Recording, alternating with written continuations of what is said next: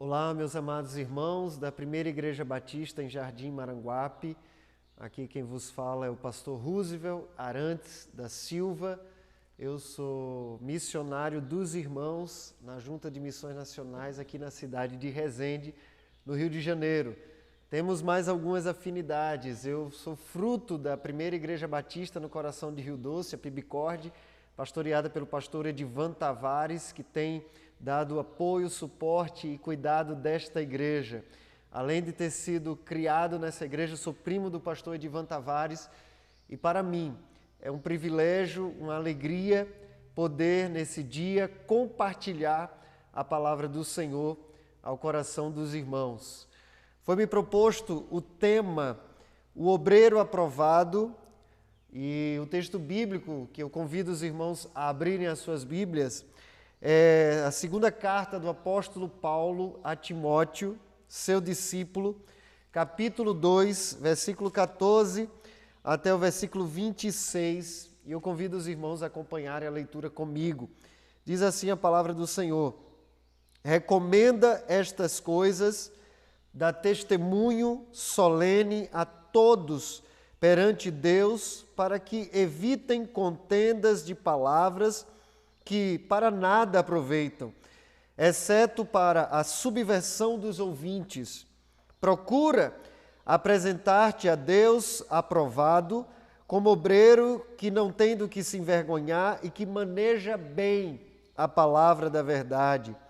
Evita igualmente os falatórios inúteis e profanos, pois os que deles usam passarão a impiedade ainda maior. Além disso, a linguagem deles corrói como câncer, entre os quais se inclui Hirmineu e Fileto. Estes se desviaram da verdade, asseverando que a ressurreição já se realizou, e estão pervertendo a fé a alguns. Entretanto, o firme fundamento de Deus permanece tendo este selo: o Senhor conhece os que lhe pertencem, e mais, aparte-se da injustiça todo aquele que professa o nome do Senhor.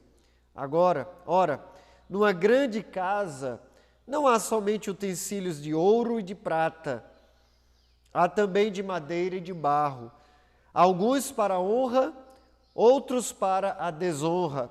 Assim, pois, se alguém a si mesmo se purificar destes erros, será um utensílio para a honra, santificado e útil ao seu possuidor, estando preparado para toda boa obra. Foge, outro sim, das paixões da mocidade, segue a justiça, a fé, o amor e a paz com os que de coração puro invocam o Senhor. E repele as questões insensatas e absurdas, pois sabes que só engendram contendas. Ora, é necessário que o servo do Senhor não viva a contender, e sim deve ser brando para com todos e apto para instruir, paciente, disciplinando com mansidão os que se opõem na expectativa de que Deus lhes conceda não só o arrependimento para conhecer plenamente a verdade, mas também o retorno à sensatez, livrando eles dos laços do diabo, tendo sido feitos cativos por ele para cumprirem a sua vontade. Amém? Eu convido você a fazer uma oração nesse instante para a gente meditar na palavra do Senhor. Deus, eu quero te agradecer pela tua palavra que é viva, palavra que é eficaz, palavra, ó Deus, que tem o poder de transformar o nosso coração. E nesse momento, nesse culto, em que estamos refletindo sobre o obreiro aprovado, estamos meditando na Tua palavra. A minha oração, Senhor, é como o salmista Davi orou: abre os nossos olhos para que possamos ver as maravilhas da Tua lei. É a minha oração, em nome de Jesus. Amém. Meus amados irmãos, que Deus possa estar falando ao nosso coração nessa noite, nesse culto de oração, onde a palavra do Senhor nos convida a sermos e a nos apresentarmos como obreiros aprovados diante de Deus. Com certeza, essa carta é uma carta do apóstolo Paulo ao seu discípulo na fé Timóteo.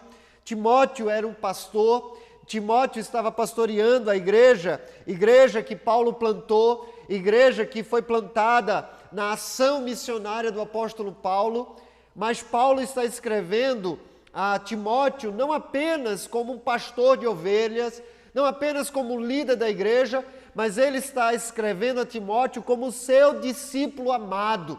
Aquele discípulo que está descrito no texto de Atos dos Apóstolos, capítulo 16, quando Paulo chega e se encontra na igreja com Timóteo, vê que ele era um servo do Senhor e ele chama Timóteo para fazer parte da sua equipe ministerial e a partir dali, Timóteo, ele é treinado, ele é preparado, ele é moldado para ter o caráter de Cristo através da vida discipular e do cuidado do seu mentor e discipulador, o apóstolo Paulo. Quando nós olharmos então para o que essa carta nos ensina, para as verdades espirituais que nós encontramos aqui, devemos orar não apenas apontando para aqueles que são líderes pastorais, para aqueles que são considerados obreiros na igreja, mas sim como verdades espirituais para toda a igreja. Verdade espiritual para todo discípulo, todo crente que deseja se apresentar diante de Deus aprovado. Eu quero compartilhar com os irmãos algumas lições para que nós sejamos encontrados, para que nós sejamos obreiros, discípulos, servos aprovados do Senhor. É muito interessante que, por exemplo, o apóstolo Paulo escrevendo à igreja da Galácia, aos Gálatas, no capítulo 4, versículo 19, ele fala: meus filhinhos, por quem de novo sinto dores de parto até que Cristo seja formado em vós. A grande missão do apóstolo Paulo como discipulador, como líder, como influenciador na igreja, era que Cristo fosse formado na vida do caráter dos seus discípulos, daquelas suas ovelhas, daqueles que ele evangelizava e que eles tinham alcançado para Jesus. Ou seja, essa mensagem também é para mim, essa mensagem é para você, essa mensagem é para nós, essa mensagem é para a igreja de Jesus, para todos os discípulos que o Senhor chamou. Primeiro, e aí a primeira lição, a primeira verdade que nós devemos aprender, considerando que Paulo começa no capítulo 2, versículo 14, dizendo, olha, recomenda essas coisas.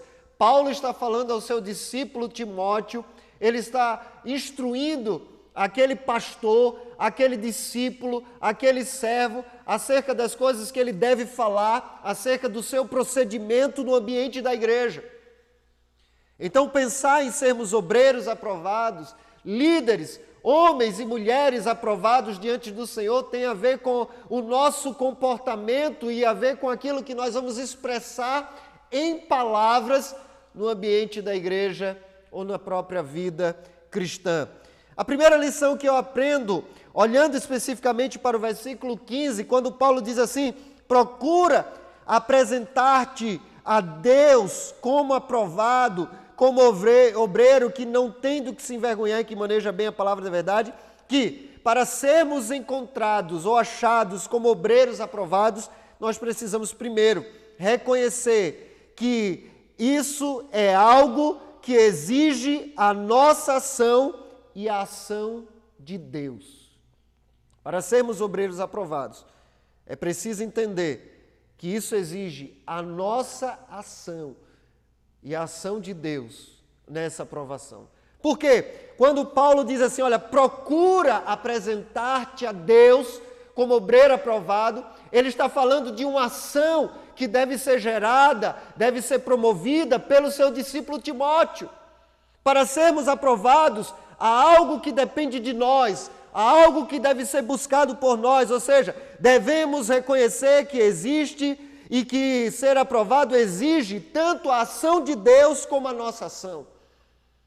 O capítulo 2, versículo 1, Paulo diz assim, tu, pois, filho meu, fortifica-te na graça que há em Cristo Jesus, porque tudo começa com Deus, tudo começa com a graça de Deus, tudo começa com a ação de Deus, em vir ao nosso encontro, em trazer a salvação, em nos chamar, em nos vocacionar, em nos quebrantar. Tudo começa com Deus, tudo começa com a ação de Deus. Mas há a nossa parte em buscarmos, em sermos obreiros aprovados. Ele fala, fortifica-te na graça, no versículo 1 do capítulo 2, mas ele diz, procura apresentar-te a Deus aprovado. Há muita gente que tem vivido a sua vida cristã totalmente assegurado e fundamentado apenas na certeza da salvação. Não, um dia eu me converti, um dia eu entreguei minha vida a Jesus, eu fui selado com o Espírito Santo de Deus, e tudo isso são verdades bíblicas extraordinárias. Eu fui selado pelo Espírito Santo de Deus no dia em que eu me converti. Eu tenho a certeza da salvação, mas por toda essa convicção fundamentada na palavra de Deus, tem muita gente vivendo uma vida cristã mais ou menos, uma vida cristã medíocre. Quando a palavra de Deus nos encoraja, nos convida, nos atrai e nos confronta a sermos homens e mulheres aprovados. É preciso procurar, tem a nossa parte, devemos buscar, devemos reconhecer a nossa necessidade de ter uma conduta cristã diferente, que se destaque e que também glorifique a Deus. Então, se queremos ser obreiros aprovados, precisamos reconhecer que ser aprovado é algo que exige a ação de Deus e a nossa ação. Quanto à ação de Deus, Ele se manifestou, Ele enviou seu Filho, Ele nos trouxe a salvação, Ele nos deu a sua palavra.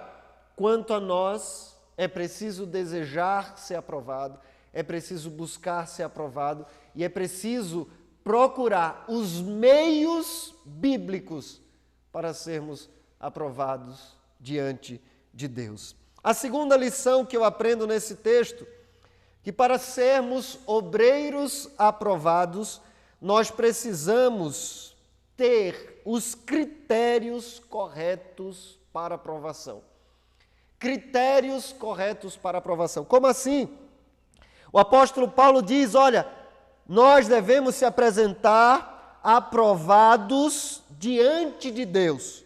Procura apresentar-te diante de Deus aprovado, como obreiro que não tem do que se envergonhar. Ou seja, é apresentar-se aprovado diante de Deus e não dos homens. Pois os homens têm outros critérios e muitos deles são inválidos, para nada serve na nossa avaliação. Ou seja, nós devemos buscar a aprovação, tem a nossa parte, mas essa aprovação tem que ser diante de Deus, com os critérios de Deus. Não basta a pessoa olhar e não, aquele irmão faz isso, eu quero fazer igual a ele, aquela irmã age daquela forma, eu estou agindo como ela. E muitas vezes nós nos comparamos, nós nos igualamos, nós queremos ser aprovados pela igreja, aprovados pelas pessoas, e muitas vezes as pessoas até nos aprovam, olham a nossa vida, o nosso comportamento externo, e acham que nós somos pessoas boas, mas a verdadeira pessoa que nos conhece é Deus.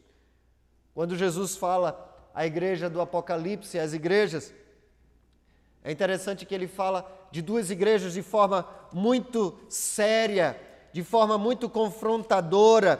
Primeiro ele fala a igreja de Sardes. A igreja de Sardes, ele diz assim, olha, você tem a fama de estar viva, mas está morta. Apocalipse capítulo 3, versículo 1. Você tem a fama de estar viva, mas está morta. Ou seja, aquela igreja estava se enganando com a fama que tinha. E quando se fala igreja, nós estamos falando de discípulos do Senhor, da igreja, do povo, dos salvos que estavam ali se enganando com a fama que tinha. E quando a Bíblia fala sobre estar vivo e morto, a expressão morto, muito se remete à prática do pecado. A igreja estava viva, estava ativa, estava fazendo obras, mas dentro do coração havia pecaminosidade dentro das pessoas.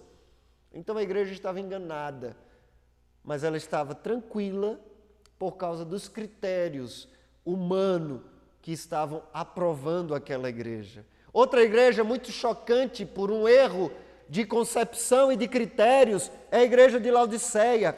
A igreja de Laodiceia também no capítulo 3 de Apocalipse, a partir do versículo 14, e mais especificamente no versículo 17, depois de Jesus dizer que aquela igreja nem era fria e nem era quente, era morta e que Jesus estava a ponto de vomitá-la, ele diz assim: você diz, versículo 17, sou rico, estou bem de vida e não preciso de nada, mas você não sabe que é infeliz, miserável, sim, miserável, pobre, cego, nu. Aquela igreja se enganava. Por quê? Ela achava que era rica, que estava bem de vida e que não precisava de nada, e Jesus mostrou que ela era infeliz, miserável, pobre, cega e nua. Ela estava enganada com a sua própria, o seu próprio critério de avaliação. Então, é muito comum a gente idealizar critérios no âmbito humano, considerando o que os outros pensam de nós, ou mesmo considerando o que nós pensamos de nós mesmos, o que é um grande equívoco. Mas quando Paulo diz, procura apresentar-te a Deus aprovado como obreiro, ele está dizendo que o critério não são as pessoas, o padrão não são as pessoas, não são os outros crentes, o padrão não é a nossa concepção ou a nossa avaliação de nós mesmos. Nós nos avaliamos equivocadamente, nós avaliamos os outros equivocadamente. Um grande exemplo é quando Samuel foi escolher o novo rei para substituir Saul. Chegou na casa de Jessé, e aí ele viu o primeiro filho de Jessé e disse, certamente esse é o rei que o Senhor escolheu. E Deus disse para ele, olha Samuel, não veja a aparência, porque o homem vê diferente de mim. Você vê a aparência, eu vejo o coração. Os nossos critérios para avaliação estão diante de Deus. Escrevendo à igreja de Éfeso, Jesus Cristo fala, através do apóstolo Paulo, na carta de Paulo aos Efésios, capítulo 4, versículo 11 diante, ele mesmo concedeu uns para apóstolos, outros para profetas, outros para evangelistas, outros para pastores e mestres, tendo em vista o quê? O aperfeiçoamento dos santos para o desempenho do seu serviço, para a edificação do corpo de Cristo, até que todos cheguemos à unidade da fé e do pleno conhecimento do Filho de Deus. A perfeita varonilidade à medida da estatura da plenitude de Cristo. Ou seja, o padrão é Cristo. O padrão é Jesus.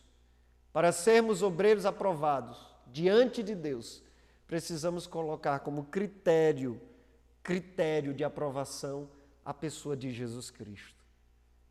No Antigo Testamento, e ainda no contexto em que Jesus estava aqui na terra com os judeus, perguntaram qual era o grande mandamento: amar a Deus sobre todas as coisas e ao próximo como a nós mesmos. Mas quando Jesus veio, ele mudou a concepção. Ao invés de nós amarmos o próximo como a nós mesmos, ele vai dizer que nós devemos amar o próximo como Cristo nos amou.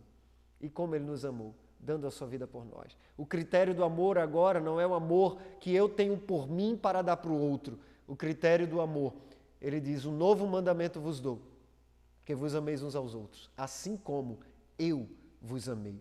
O novo critério, o padrão do discípulo, o padrão do obreiro aprovado é Jesus Cristo. Se queremos então ser obreiros aprovados, discípulos aprovados, servos aprovados, precisamos ter os critérios corretos de aprovação. E esses critérios estão na pessoa de Jesus Cristo, na palavra de Deus. É a palavra de Deus que nos corrige, é a palavra de Deus que nos exorta, é a palavra de Deus que mostra os nossos erros, olhando para Jesus Cristo, para a gente ajustar a nossa vida e alinhar a vontade de Deus. Paulo então fala a Timóteo, olha, procura apresentar-te a Deus aprovado como obreiro, que não tem do que se envergonhar. Se nós formos aprovados por Deus, naturalmente seremos aprovados pelos homens que precisam nos aprovar, porque não é todos que vão nos aprovar. Até porque quem não é a igreja vai nos perseguir e não nos aprovar. Mas quando nós somos aprovados por Deus, aqueles que são da nossa comunidade cristã, eles nos aprovarão, porque o nosso critério é Deus. Agora, se nós buscarmos a aprovação dos homens, nem a conseguiremos, nunca. Sempre vai ter alguém falando mal. E muito menos chegaremos aos pés da aprovação de Deus. Precisamos, então, nortear a nossa aprovação pelos critérios da palavra e não pelos critérios dos homens. Então Paulo diz, procura apresentar-te a Deus aprovado como obreiro que não tem de se envergonhar e que maneja bem a palavra da verdade. Aqui está o segredo. Os critérios de aprovação de Deus se encontram na palavra de Deus, ou seja, é preciso manejar bem a palavra de Deus. E manejar bem a palavra de Deus não é saber achar os versículos rapidamente. Abra sua Bíblia em Hebreus e a pessoa consegue abrir em Hebreus rapidamente. Não é esse tipo de manejo que Paulo está falando, apesar de que hoje nós precisamos de pessoas que saibam abrir a Bíblia. Mas Paulo está falando no sentido de saber, conseguir ler a Bíblia, conseguir meditar na palavra, conseguir extrair verdades espirituais para a sua vida e, acima de tudo, conseguir aplicar a palavra de Deus no seu viver diário. Isto é manejar bem a palavra da verdade. Então, se queremos ser obreiros aprovados, devemos reconhecer que é algo que exige a ação de Deus e a nossa ação. Devemos procurar ser obreiros aprovados. E precisamos também ter os critérios corretos de aprovação que estão na palavra de Deus. É a palavra que nos corrige, é a palavra que nos instrui. Crie o hábito de ler a Bíblia todo dia, porque ela vai mostrar diariamente o que precisa ser ajustado no seu viver diário. Em terceiro lugar, se queremos ou para sermos obreiros aprovados, se queremos ser obreiros aprovados, discípulos aprovados, servos de Deus aprovados, nós devemos levar a sério o poder das nossas palavras. Paulo começa no versículo 14 falando o seguinte, recomenda essas coisas. Ele está falando ao seu discípulo daquilo que ele deve falar, daquilo que ele deve comunicar, e mais do que nunca, aquilo que ele deve conversar. Você vai perceber, e se você se atentar ao texto que nós acabamos de ler, tem uma expressão e um tema que se repete o tempo todo. No versículo 14 ele diz, olha, para evitarem contendas. Versículo 16, evita igualmente falatórios inúteis e profanos. Você vai ver também em outros versículos, versículo 23, repele as questões insensatas, absurdas, pois sabes que só engendram contendas. Versículo 24, ora, é necessário que o servo de Deus não viva em contender, e sim deve ser brando com todos e apto para instruir de forma paciente, disciplinando com mansidão os que se opõem à expectativa de Deus. Paulo está falando do seu discípulo, de como ele vai confrontar, de como ele vai falar com aqueles que estavam entrando em guerra, ensinando falsas doutrinas, influenciando as pessoas, mas o que nós falamos e como nós falamos tem um grande peso na nossa aprovação diante de Deus. E aí nós devemos, então, levar a sério o poder das nossas palavras, nós devemos filtrar as nossas palavras. Olha que coisa interessante. Paulo fala, então, no versículo 16, evita, se você quer ser um obreiro aprovado, evite as conversas profanas. Por quê? No versículo 17, então, ele mostra que conversas vãs e profanas provocam, como ele diz aqui, olha, corrói como câncer, provoca tumores, provoca doenças, quando nós então estamos influenciados por conversas vãs e profanas. O que mais? No versículo 18, ele mostra que conversas vãs, ou seja, sem objetivos, e conversas profanas, sem verdades espirituais, provocam a perversão da fé de alguns fiéis. No versículo 18 ele diz, estes se desviaram, e ele está falando do Himeneu e Fileto, do versículo 17, asseverando que a ressurreição já se realizou e estão pervertendo a fé de alguns. Quer dizer, se nós queremos ser obreiros aprovados, devemos levar a sério o poder das nossas palavras, o poder daquilo que nós temos conversado. Até porque a palavra de Deus diz que as más conversações corrompem os bons costumes. Mas olha lá, se nós queremos então sermos obreiros aprovados, devemos levar a sério o poder das nossas palavras. Por quê? Primeiro, a Bíblia vai mostrar o poder da palavra. Dá uma olhada na sua Bíblia em Tiago, capítulo 3. Tiago, capítulo 3. O apóstolo Tiago, então, fala do poder das nossas palavras, o poder da nossa conversação. Eu não vou ler tudo, mas ele diz assim, versículo 6, ora, a língua é um fogo e um mundo de maldade. A língua está situada entre os membros do nosso corpo. O que é que a língua faz? Contamina o corpo inteiro. E quando se fala língua, está falando da nossa fala, do nosso linguajar, da nossa conversa.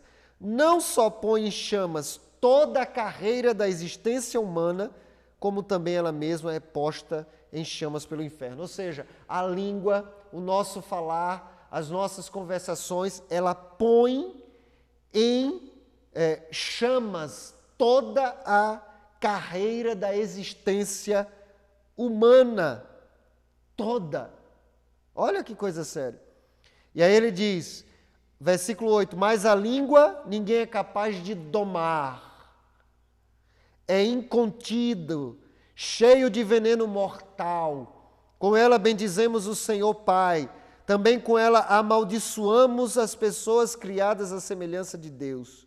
De uma boca procede bênção e maldição. E Tiago diz, meus irmãos, isso não deve ser assim.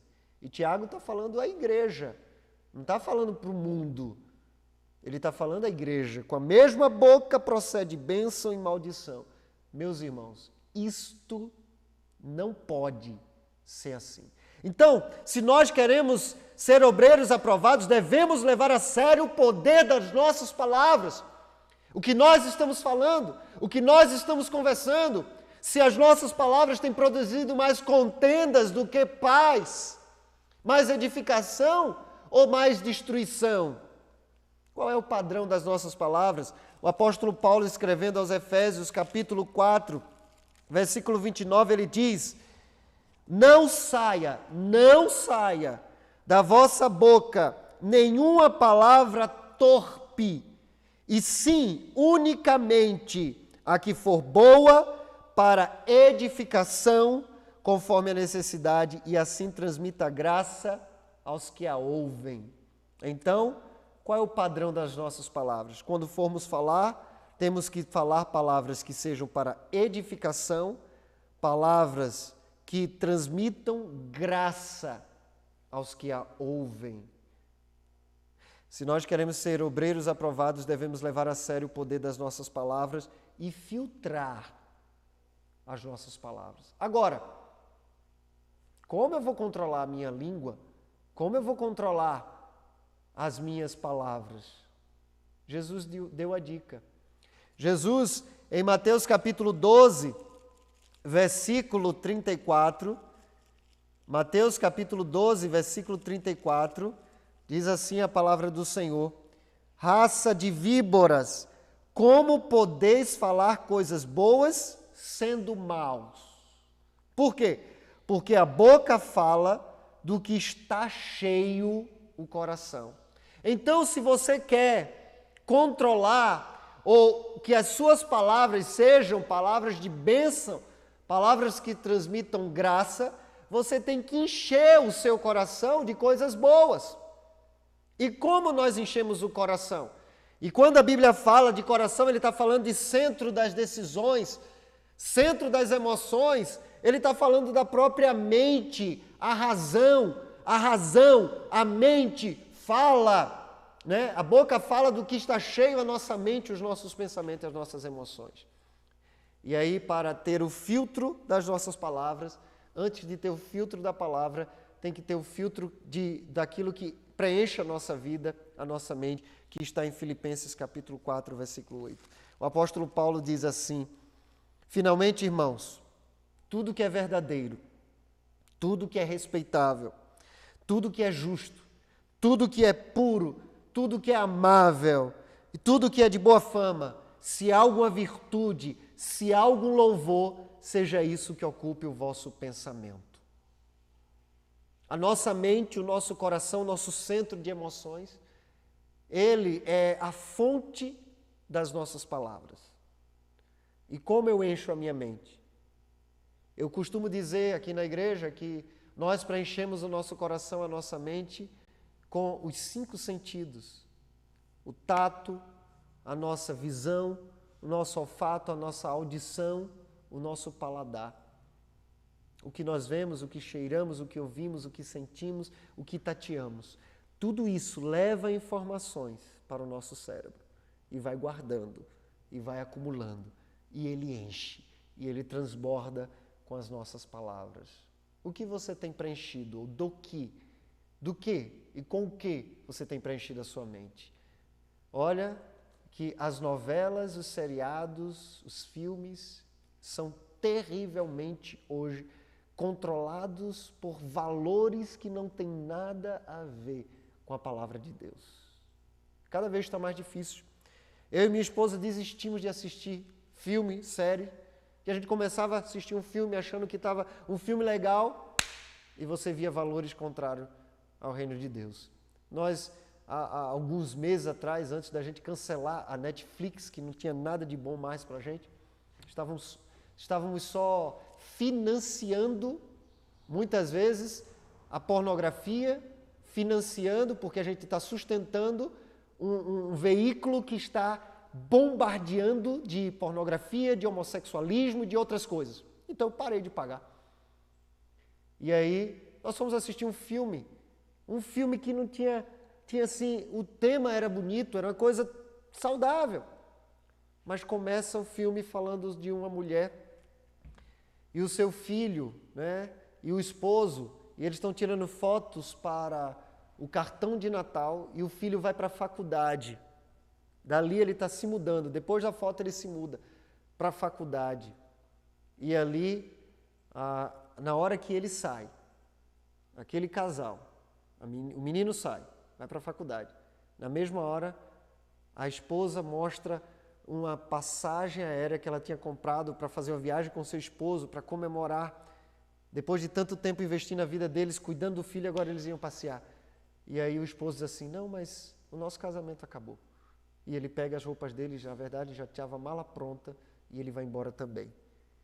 E eu já falei aqui na igreja sobre isso. A mídia, os canais, os filmes, novelas, que não têm nenhum comprometimento com os valores do reino, eles falam de ficção e não de realidade. Por exemplo, como uma mulher, um marido, que estão há mais de 18, vou colocar 20 anos juntos, o casamento acabou e o filme já começa acabado. Não tinha nenhum sinal. E mais, a mulher então desiste da viagem com o marido e viaja sozinha. Em 2, 3 dias, ela já está se apaixonando por outra pessoa. Isso é mentira. Não é assim que acontece na vida real. Mas vai inculcando na mente das pessoas valores completamente contrários aos valores do reino de Deus. É mentira.